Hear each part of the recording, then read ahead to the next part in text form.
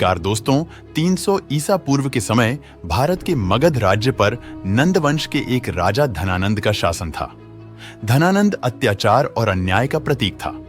उसकी क्रूरता जनता के लिए असहनीय थी। इसी राज्य में चाणक्य, जिन्हें विष्णुगुप्त और कौटिल्य के नाम से भी जाना जाता था, एक कुशल शिक्षक, रणनीतिकार और अर्थशास्त्री थे। धनानंद के पास अपार धन होने के बावजूद वो एक अत्याचारी और लालची राजा था।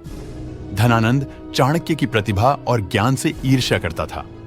उसने चाणक्य को अपने दरबार में बुलाया और उनका अपमान किया। क्रोधित होकर चाणक्य ने धनानंद को सबक सिखाने की कसम खाई। चाणक्य मगध को छोड़कर एक वीर योद्धा की तलाश में निकल पड़े। तभी उनकी मुलाकात एक बालक से हुई जिसका नाम था चंद्रगुप्त मौर्य। चंद्रगुप्त मौर्य का जन्म 340 ईसा पूर्व के मगध राज्य में हुआ था। चंद्रगुप्त की माता का नाम चंदना था, जो एक साधारण स्त्री थी, और उनके पिता मुद्र एक मौर्यन सरदार थे। चाणक्य एक कुशल शिक्षक और रणनीतिकार थे। उन्होंने चंद्रगुप्त में छिपी प्रतिभा को पहचान लिया और उन्हें अपना शिष्य बनाने का फैसला किया। चंद्रगुप्त का बचपन कठिनाइयों से भरा हुआ था।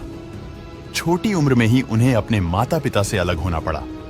वे कुछ समय तक चाणक्य के साथ रहे, जो एक महान शिक्षक और रणनीतिकार थे। चाणक्य ने चंद्रगुप्त को राजनीति, युद्ध कला, कूटनीति और शासन कला में प्रशिक्षित किया।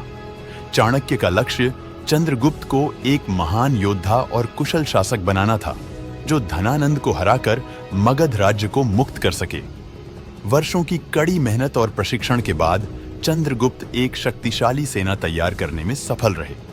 चंद्रगुप्त के सिंहासन संभालने से पहले सिकंदर ने उत्तर पश्चिमी भारतीय उपमहाद्वीप पर आक्रमण किया था और 322 ईसा पूर्व में उसकी सेना में विद्रोह की वजह से आगे का अभियान छोड़ दिया, जिससे भारत ग्रीक और स्थानीय शासकों द्वारा शासित भारतीय उपमहाद्वीप वाले क्षेत्रों की विरासत सीधे तौर पर चंद्रगुप्त ने संभाली।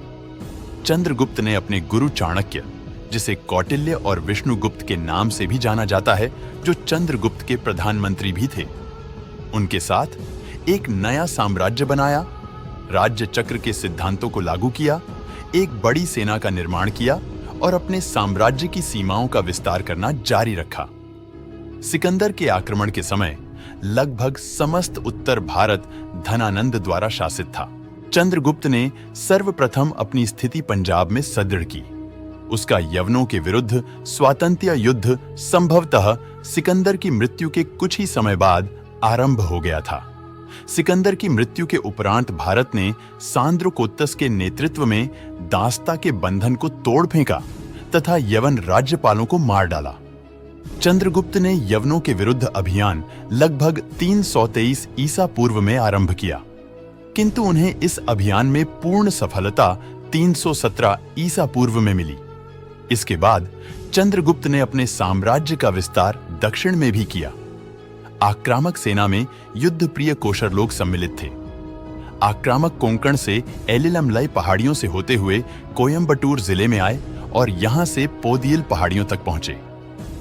18 वर्ष की आयु में चाणक्य की रणनीति और चंद्रगुप्त के पराक्रम से चंद्रगुप्त ने नंद वंश के अंतिम शासक धनानंद को हराकर मगध पर विजय प्राप्त की। धनानंद युद्ध में मारा गया और चंद्रगुप्त ने 322 ईसा पूर्व में मौर्य साम्राज्य की स्थापना की। इस प्रकार चाणक्य ने धनानंद को हराकर अपना बदला लिया। उन्होंने न केवल मगध राज्य को अत्याचारी शासन से मुक्त कराया, बल्कि चंद्रगुप्त को एक महान सम्राट बनने में भी मदद की।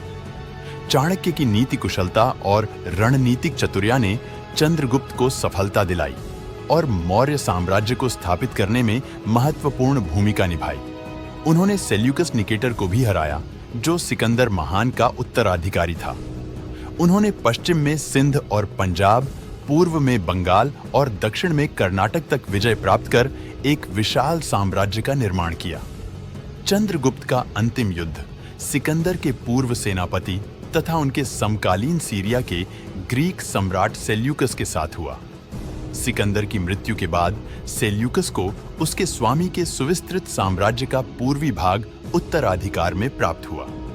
सेल्यूकस सिकंदर की भारतीय विजय पूरी करने के लिए आगे बढ़ा, किंतु भारत की राजनीतिक स्थिति अब तक परिवर्तित हो चुकी थी। लगभग सारा क्षेत्र एक शक्तिशाली शासक के नेतृत्व में था। सेल्यूकस 305 ईसा पूर्व के लगभग सिंधु के किनारे उपस्थित हुआ। चंद्रगुप्त की शक्ति के सम्मुख सेल्यूकस को झुकना पड़ा। सेल्यूकस ने चंद्रगुप्त को विवाह में एक यवन कुमारी हेलेना तथा एरिया हेरात, काबुल और बलूचिस्तान के प्रांत देकर संधि की। इसके बदले चंद्रगुप्त ने सेल्यूकस को 500 हाथी भेंट किए। इस प्रकार स्थापित हुए मैत्री संबंध को स्थायित्व प्रदान करने की दृष्टि से सेल्यूकस ने मेगस्थनीज नाम का एक दूत चंद्रगुप्त के दरबार में भेजा। यह वृत्तांत इस बात का प्रमाण है कि चंद्रगुप्त का संपूर्ण राज्यकाल युद्धों द्वारा साम्राज्य विस्तार करने में बीता होगा। 322 ईसा पूर्व में चंद्रगुप्त ने मौर्य साम्राज्य की स्थापना की। यह भारतीय उपमहाद्वीप के अधिकांश भागों को एकजुट करने वाला पहला साम्राज्य था। चंद्रगुप्त एक कुशल और न्यायप्रिय शासक थे। उन्होंने एक मजबूत और सुव्यवस्थित प्रशासनिक व्यवस्था स्थापित की। उन्होंने कृषि, व्यापार और वाणिज्य को बढ़ावा दिया। उन्होंने कला, शिक्षा और साहित्य को भी प्रोत्साहन दिया। 200 ईसा पूर्व में चंद्रगुप्त ने जैन धर्म ग्रहण कर अपना सिंहासन अपने पुत्र बिंदुसार को सौंप दिया। कुछ वर्षों बाद 282 ईसा पूर्व में उनका निधन हो गया। चंद्रगुप्त का इतिहास जानकर आपको क्या सीख मिली कमेंट में जरूर बताना। मिलते हैं अगले वीडियो में। जय हिंद, जय भारत।